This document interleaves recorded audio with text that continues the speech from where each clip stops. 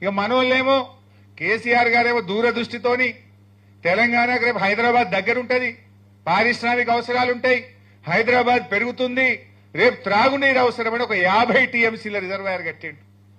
నిజానికి నేను ఆ జిల్లా మంత్రిని.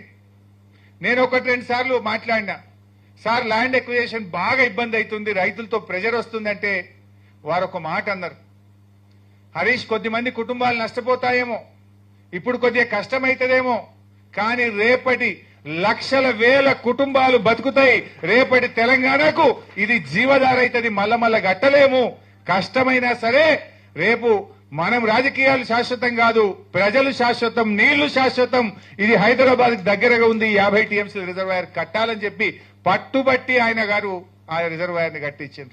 ఇలా అదే వరమైంది కదా. ఇవాళ రేవంత్ రెడ్డి ఇంతగానే ఎగురుతుండు, ఏమెగురుతుండు?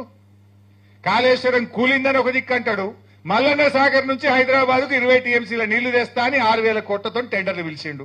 మరి కాళేశ్వరమే కూల్తే నువ్వు మల్లన్న సాగర్కి వెళ్ళి 20 టీఎంసీల నీళ్లు ఈ హైదరాబాద్ కు మంచి నీళ్లు మూసి శుద్ధి చేయడానికి ఎక్కడి నుంచి తెస్తావో సమాధానం చెప్పాలి మిస్టర్ రేవంత్ రెడ్డి.